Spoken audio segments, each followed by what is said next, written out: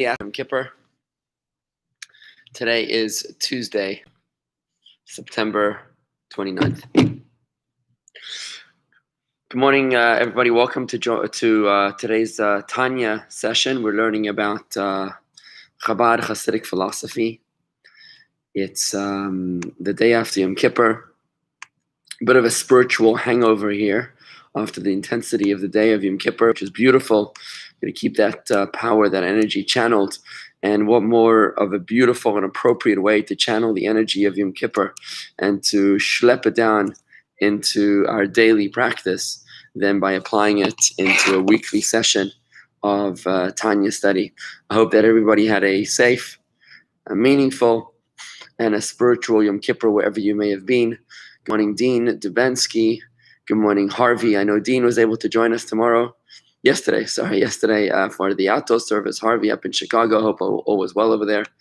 And to all our friends on YouTube and on Facebook that are with us live as well as later. It's a pleasure to study with you. It's an honor to be here with you. Today we're learning about the importance, the impact of our intention. Up until now in Tanya, we've learned a groundbreaking, revolutionary approach to mitzvahs. And that is that mitzvahs are not good deeds. And mitzvahs are not about helping old ladies cross the street. And mitzvahs are not about tikkun olam in some sort of way of being a good example to the nations of the earth. Mitzvahs change the world. That's what a mitzvah is according to Tanya. A mitzvah is our only way of changing the world as part of a trajectory which began 3,333 years ago at Mount Sinai and culminates with the coming of Mashiach. Everything that every single Jew has ever done in the history of the Jewish nation has been towards one focal point, which is the arrival of Mashiach, the revelation of godliness upon this earth. But that happens through the very deliberate attempts of each and every single Jew to bring holiness, to overturn, to conquer each and every individual physical object and incorporate it within godliness.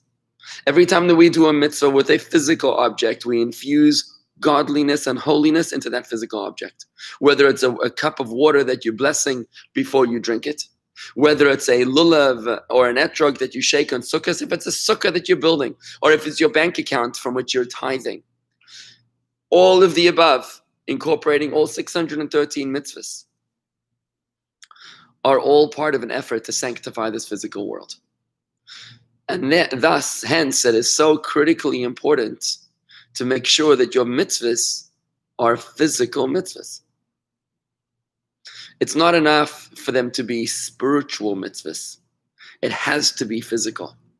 With this approach, we can understand the absurdity and irrelevance of the person who says to me, Rabbi, I'm a good Jew in my heart.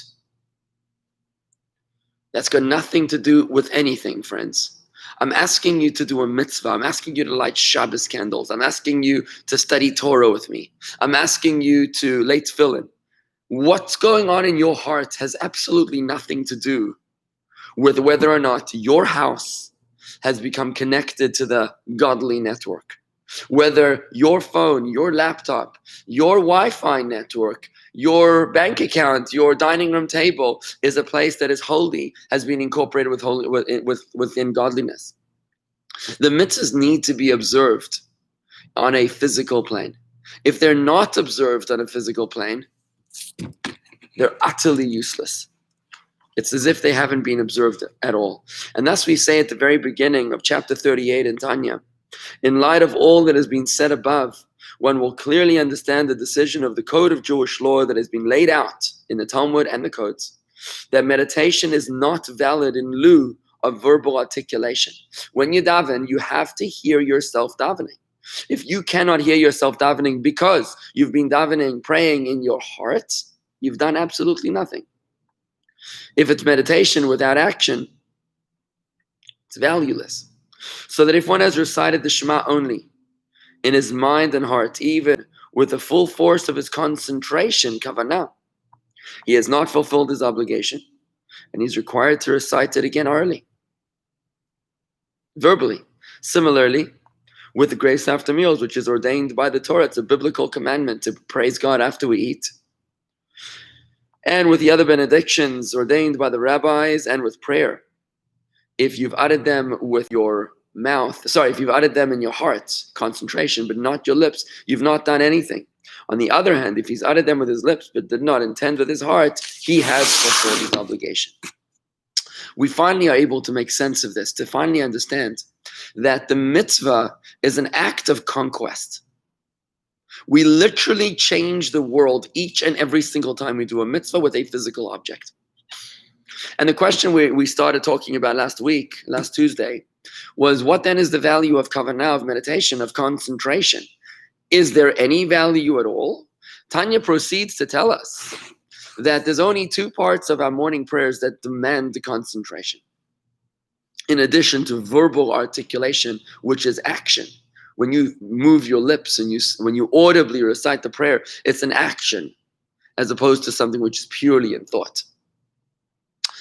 So there's only two parts of prayer that demand meditation in addition to the verbal articulation, and that is the first line of the Shema and the first blessing of the silent Amidah. That's it. Nothing else requires meditation. If you just mindlessly recited all the other prayers, you've fulfilled your mitzvah. Why? Because the mitzvah is an act of physical conquest by using your mouth to verbally recite, to pronounce audibly in this physical world the sounds of prayer. You've already done the mitzvah. But what then is the value of meditation? And that is where we're starting off today, where we left off last week,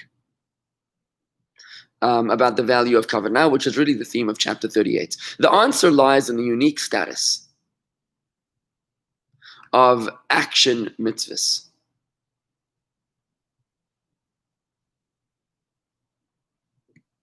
Well, I'm sorry. From this point on, we spoke about the unique status of action mitzvahs. We spoke about their purpose to conquer the physical world and make something which is formerly physical into something that is now a conduit, that is also a vessel for godliness. And each and every time we use a mitzvah, we use a physical object for a mitzvah. It's now become conducive to holiness.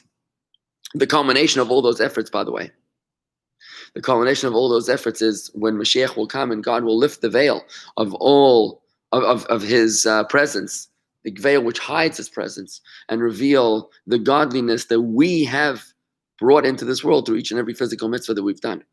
You know, we tell the kids in preschool that every time you do a mitzvah, you're building a brick into the holy temple, the future temple of Jerusalem. And that's just a beautiful metaphor, because every mitzvah that we do is paving the way towards the coming of Mashiach. And Mashiach can't come if your home in Chicago or in Atlanta or in Juno Beach is not yet a place where you've studied Torah and you've done all the mitzvahs that you can. Then Mashiach simply can't come, because it's a part of this world which is not yet conducive to be a home for God. Remember, we said last week that to build a home, hold that thought a second. I see there's a comment coming in here from Rob Berger in Chicago. Too harsh to say worthless. Isn't half a loaf better than none? If not, then what is the point of my continuing on my religious journey? I will never be able to observe all 613 mitzvahs. I'm trying to remember where I said worthless. Did I say worthless about a mitzvah that's not of physical action? I think that's when I said it. That when you do a mitzvah with your mind alone, and you don't do it with a physical action, then I think I said at that point that it was worthless in the context of the purpose of the mitzvahs, which is to conquer this physical world. So now, let me be very clear, Rob. At no point did I tell you that you have to do every single mitzvah, even though there's truth to that too. The enemy of good is not bad. The enemy of good is excellent. It is our futile aspiration towards perfection that causes us to be like a deer in the headlights, to be paralyzed and do nothing. I didn't say that if you can't be fully observant, then you should do nothing. What I said was that when you're going to do a mitzvah, make sure that you do it with a physical action as well.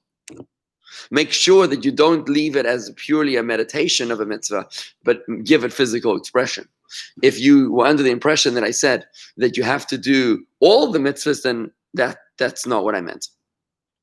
However, on that point, the reason, I think I spoke about this 2 or 3 weeks ago, that the reason for the reincarnation of souls is, so Andy's explaining, you said meditation without action is valueless. Okay, there you go. That's exactly what I said. But I didn't say that you have to do all 613 mitzvahs. I did say that you have to do the mitzvahs in a physical aspect. And that's exactly what I read to you, the words in, I didn't make that up. It says it in Tanya, quoting from the Code of Jewish Law. And just to read you that line again, it said that someone who recited the Shema in his heart, but not with his lips, has not fulfilled his obligation and is required to recite it again orally. I mean, I didn't make this up. Don't shoot the messenger. It means that you've got to do the mitzvah in a physical action. So if you're going to come to show and sit there meditating, but you're not going to pray with your lips audibly to your own ears, you've got to pray again, because the mitzvah the mitzvah is an act of conquest. It's got to conquer your lips, your palate, your teeth. You know, the 5 tools of articulation within your mouth, and those actually become sanctified every single time that we speak words of Torah or prayer. Remember, what sets us apart from the animal kingdom is that we are medaber. Medaber means a speaker. The fact that we are able to communicate verbally is what separates us from the animal kingdom, according to Kabbalah. Our ability to speak is extraordinarily powerful and deeply sensitive. Whenever we speak words of Torah or prayer, we are affirming our humanity and making a unique impact upon this world that no other creature is able to do. So I think that the 5 modes of expression, which include the throat, the palate, the tongue, the teeth, and the lips, those need to be sanctified and infused with holiness more than the other parts of the body.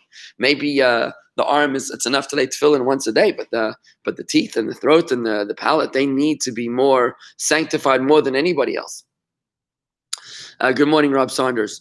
But just to my point of what I started saying before Andy's comments is that according to the Arizal, the reason that we have to reincarnate is because we have to come back to this world and finish all 613 commandments over our various lifetimes.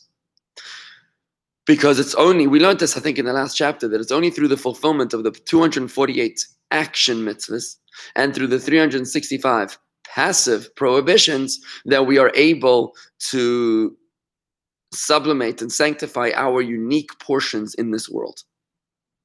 So the answer to your point, Rob, is that yes, you do need to fulfill all 613 commandments. Stopping is not an option, but what you do need to do is try to do as many as you can. Bearing in mind that this is not your first lifetime, it's not your first rodeo. You've been here before, we all have, multiple times. We know that we were here, we were the generation that came out of Egypt with Moses, because the generation that will welcome Mashiach. The Rebbe told us we are the generation that will welcome Mashiach, and we know that the generation that will welcome Mashiach is the generation that came out of Egypt. So we've done many, many mitzvahs already. So don't give up, Rob, because you're not totally religious. One mitzvah at a time, one foot in front of the other. The way to eat an elephant, remember, is one piece at a time, right? Let's look at these comments coming in feverishly. Rob, but isn't being in shul thinking better than not being in shul and giving no thought to the Shema? Of course it's better. Of course it's better.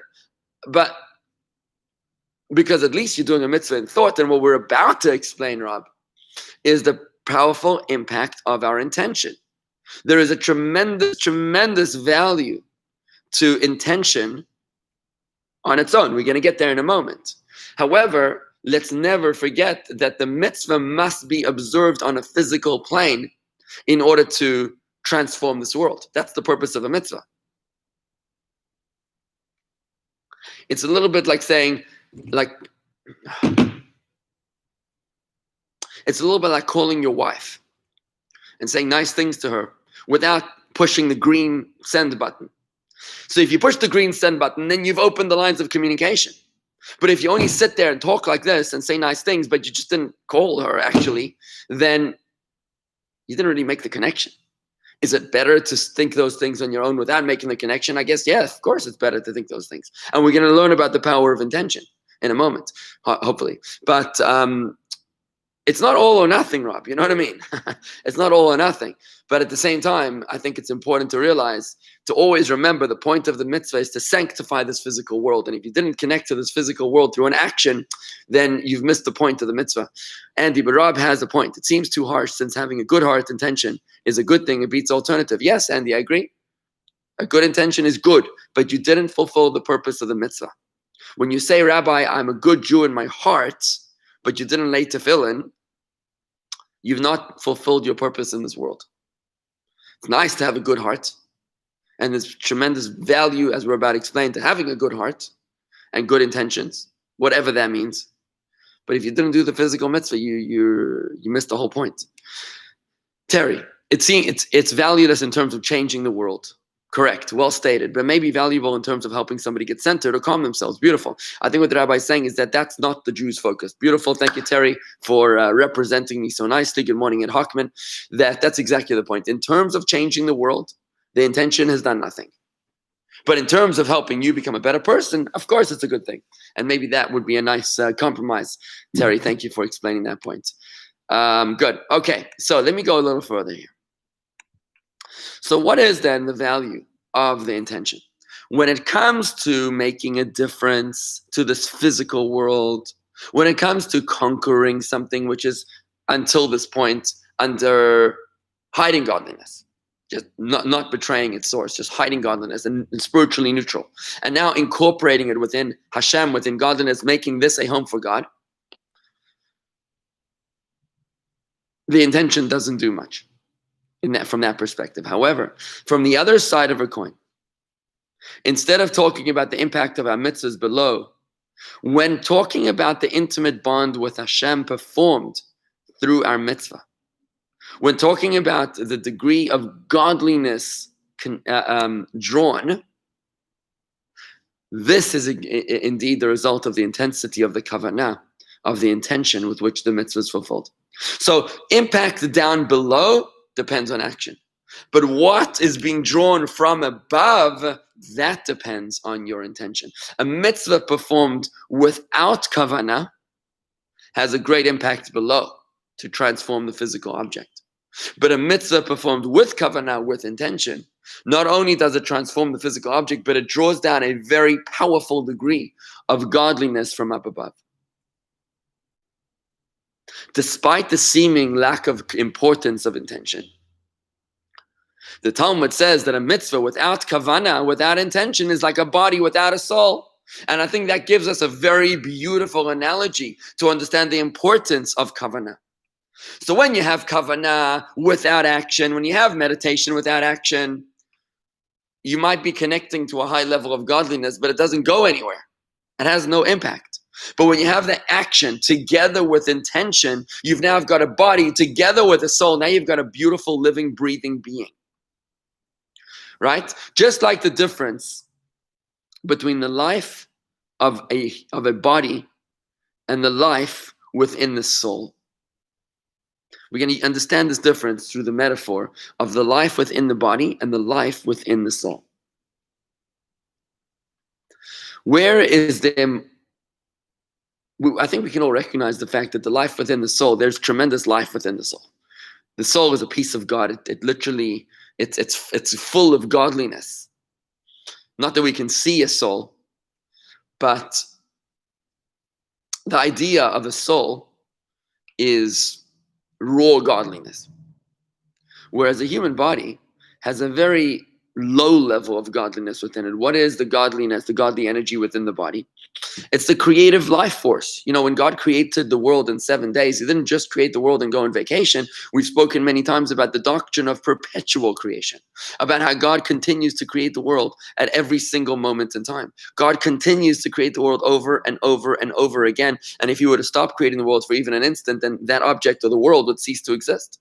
Since the world was created ex nihilo, something from nothing, the nature of everything is to go back to its original status. Everything wants to go back to its original status. So the world that was created out of nothing wants to go back to a state of nothing.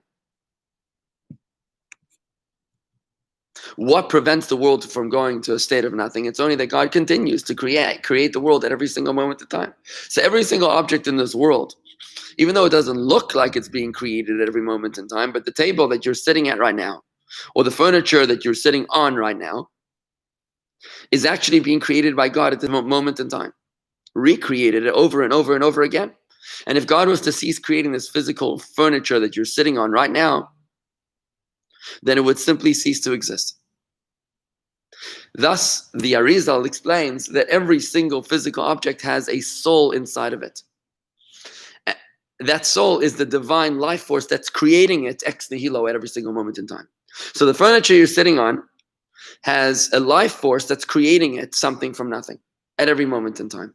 Let's look at our physical body. Your physical body, my physical body right now, has a soul in it that gives it its own life. In addition to the godly soul inside of your body right now. The godly soul, which is your wisdom, your emotions, your personality. So in addition to your character, which is your godly soul, you have also a life-giving soul, which actually allows your body to continue to exist. Quick example to understand. When a person dies, what happens? Their godly soul leaves the body. It goes back to heaven. But what about the body? Does the body cease to exist the moment that the soul leaves the body? No. The body slowly decomposes. Why? Because the divine life force is still inside the body creating it, even when the godly soul is left. So we inside of our body, we have the we have the divine life force that's giving the body life. Yes, Marty, inanimate objects have a soul. That's exactly my point. That's exactly what the Arizal says, and later it's brought down in Tanya, that every single inanimate object has a divinity, a force of divine energy creating it. And if not, that God would be creating it over and over and over and over again at every single moment in time, it would simply cease to exist. That creative energy inside of every inanimate object is its soul. Even rocks have a soul. It's not the same as the Jewish soul, the godly soul. It's a very small, low grade degree of divinity, divine energy, but still, it is a divine energy. And if not for that godly soul inside of the inanimate object, it would simply disappear. It's interesting because we're calling it inanimate, which means not alive, when in reality, there's a godly soul that's giving it life. But the life inside, we're going to talk about this in chapter 38. The life within the inanimate object is very different to the life within the vegetable kingdom. The vegetable kingdom has visible life, it grows. The inanimate has no visible life in it. It looks silent, it looks inanimate. Now, the life inside of the vegetable kingdom is nothing compared to the life inside of the animal kingdom. The animal kingdom doesn't only have growth, it also has motion, it has movement. Animals are far more alive than plants.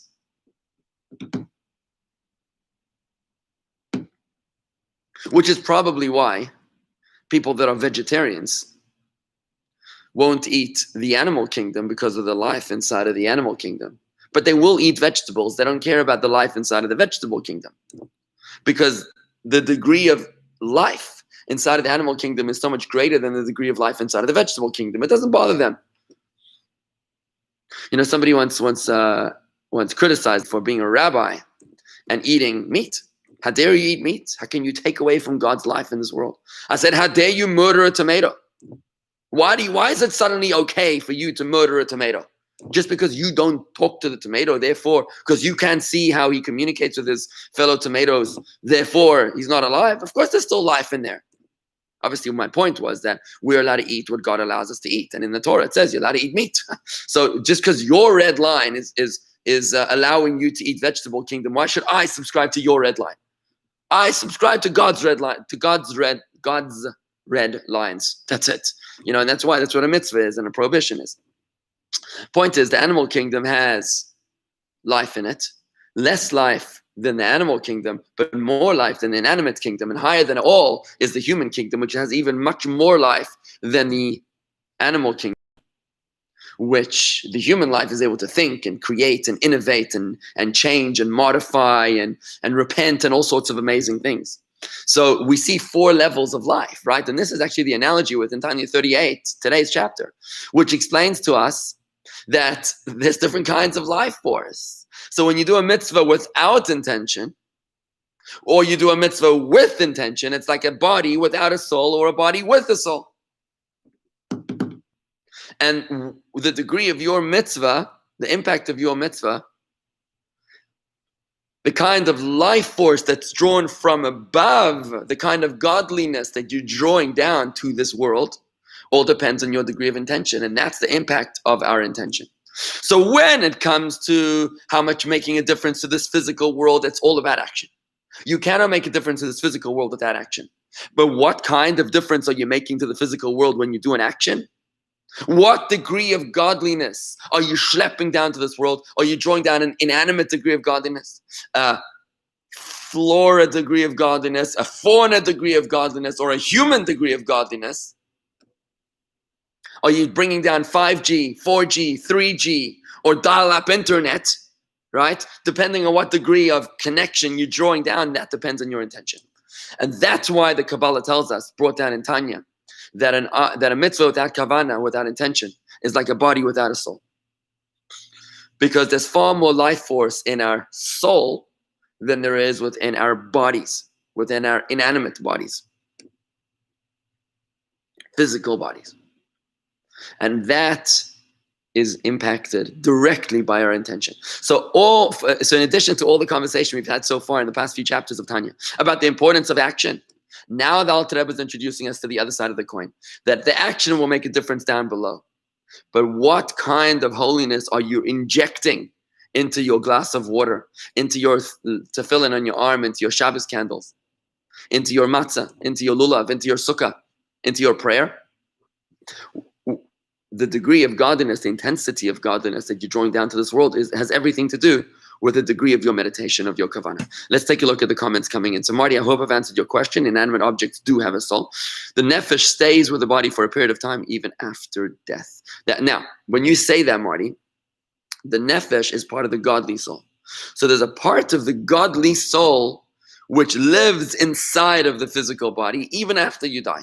And that's a lot to do with the journey of the soul that you and I have studied about visiting the grave, that when you visit the grave of a loved one, you're not just visiting their body, you're also visiting their soul, which hangs out there for a long time. At least the lowest level of that soul hangs out near the grave for a very, very long time. And that's why you would visit the tomb. In fact, the covering of the grave is called a nefesh. By the way, when you make that mound at the top of the grave, it's called a nefesh. The soul, by the way, has 5 levels of the soul. Nefesh, Ruach, Neshama, Chaya, Yechida, which are action, emotion, intellect, transcendence, and essence.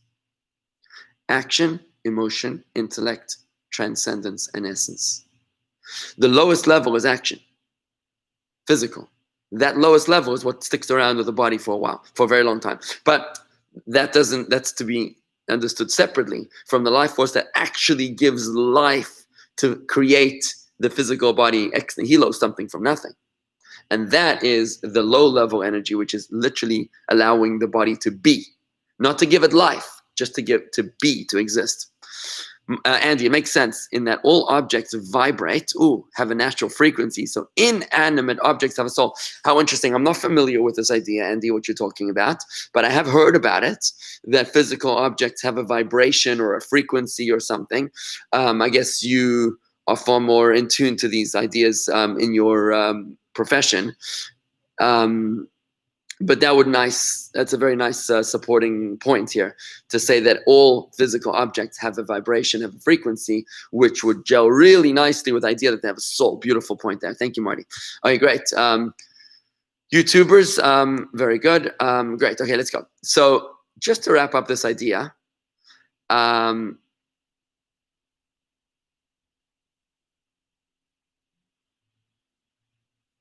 okay, so we spoke about the different levels of godliness in this world. Let's take a look at it in the words of the Tanya to wrap up this idea, okay? So I'm going to just bring this up. Thank you, Andy. I see it's part of physics. Beautiful. Okay, so let's take a look in the words of Tanya. If you happen to have, I'm going to be reading from the straight translation of Tanya. This is the regular straight translation of Tanya. I'm going to read on page 182. 181, the last paragraph. Nevertheless, the illumination, the flow of vitality wherewith God illuminates and animates, is not the same in the manner of contraction and expansion. For in the physical body and in the actually inanimate object like stones and earth, the illumination is one of the greatest contraction, which has no parallel. So the life force inside of a physical body or an inanimate object is very, very limited, where the vitality is so minute as not to have even the power of vegetation. In plants, the illumination of divine energy is not so greatly contracted. In general, all things are divided into 4 grades: the mineral, the inanimate, the vegetable, the animal, and the man, the speaker, corresponding with the 4 letters of the name Havaya, Yud and Hey and Vav and Hey, from which they receive their influence. And just as the illumination and flow of a vitality in the inanimate and vegetable bear no comparison or parallel with the illumination and flow of vitality which is clothed in animals and man, although in all there is one equal light in the category of concealed countenance, in all of them the godliness is hidden, is equally hidden. This is the idea of klipas noga. We've spoken about it before, that God hides his presence. So there's various degrees of life in the inanimate, the flora, the fauna, and the human kingdom. What's hidden is that it doesn't look like it's godly. We don't understand that life is actually godly life. So they're all hidden in terms of the godliness within them, but we are able to differentiate between the life force within them. So just like there's a difference in the life force between these 4 strata, so too there is no comparison or parallel between the illumination and flow of the light of the blessed Ein Sof, of God's infinite light, the inwardness of his blessed will without concealment of his countenance and without any garment whatsoever. So the flow of infinite light, of God's infinite light, which irradiates and pervades the action mitzvahs, or mitzvahs performed with speech, without intention. So the degree of godliness of God's infinite light, which is present in an action mitzvah performed without intention, or a prayer, verbal mitzvah, like prayer or recited without concentration. Articulation is regarded as real action. When you verbalize something, it's considered like a real action, as mentioned above. So there is no comparison between the divine infinite light present in a mitzvah performed, an action mitzvah performed without intention, or a verbal prayer performed without meditation, by comparison with the illumination and flow of the light of the blessed Ein Sof, the infinite light, which irradiates and pervades the kavana, the meditation of the active precept, the action mitzvah that a person intends whilst engaging in performing to cleave to him, blessed be he, through fulfilling his will, inasmuch as he and his will are one and the same. So there's no comparison between the divinity, the divine infinite light present in an action mitzvah performed without intention, vis-a-vis an action mitzvah performed with intention. Just like there's no comparison between the life force inside of an inanimate and a vegetable, or the life force in a vegetable compared to an animal, or the life force in an animal compared to a human. Similarly, in the case of kavanah in prayer, the recital of Shema with its blessings and all other blessings wherein through his intention, his kavanah, he attaches his thought and intellect to him, may he be blessed. And that's the idea that we learned today. The idea is that just like there's different levels of godliness inside of this physical world, so too there are different levels of godliness drawn down through our actions with intention versus our actions performed without intention. So I want to leave you with a challenge to think about, what kind of godliness are you drawing down? Are your actions drawing down godliness that is on life support, like on a breathing machine, in an ICU kind of godliness, unconscious godliness? Or are you maybe bringing down subconscious godliness? Or are you bringing down conscious godliness? Or are you perhaps bringing down dynamic godliness? Unconscious, subconscious, conscious, and dynamic. These are my ways of interpreting the four strata of inanimate, vegetable, animal, and speaker. What kind of relationship do you have with the Blessed Ein Sof, with the infinite light of God? Are you only drawing down the very, very peripheral levels of God's infinite light? Or are you drawing down the heart and soul of God's infinite light into your mitzvahs? What quality do your mitzvahs have? That is the idea, the power of meditation. That is the impact of our intention. Whereas the action mitzvahs are about transformation of this physical world. The meditation and intention, the kavanah of the mitzvahs, is about the quality of the light, the quality of the connection. And just like none of us can really handle a bad internet connection, so too, we don't want to draw down a inferior level of holiness, of godliness to this world. You know, when you install Wi-Fi in your house, you really want the best Wi-Fi. You just tell the guy, listen, whatever it takes, give me the best Wi-Fi. I can't spend 5 minutes uploading a website. I can't have a 30-second lag when I video conference with my children or my family, that I see their lips moving and I only hear the sound 30 seconds later. We want high-quality internet. So you want high-quality mitzvahs as well. And that is performed through intention. When you have the proper intention, you're drawing down not inanimate degrees of godliness, not even vegetable and animal levels of godliness, but you're drawing down animalistic or hopefully human levels of godliness onto your mitzvah. And I'm just gonna, well, I think that's fine. I'm going to leave it at that, friends. I'm going to wish everybody a wonderful day. Today's Tuesday. I believe that Corey's giving a class at 11:30 on Zoom, Hebrew reading and prayer. Psalms of King David, Hebrew reading and Psalms of King David. Today, 11:30 at Zoom. It's jewishgardens.com/Zoom is the link. And with that, I want to wish everybody a wonderful day. Shalom, Yom Tov. If you need to order your lulav and esrog, today's like the last day to order it. So please let us know right away. Call 624-2223 or simply fill out the form at jewishgardens.com/donate. That's jewishgardens.com/donate and make a contribution of $54 or more and just indicate that this is for a lulav and esrog. With that, I'm going to wish everybody a wonderful day. Don't forget to build your sukkah. Shalom. And thank you for joining me here today.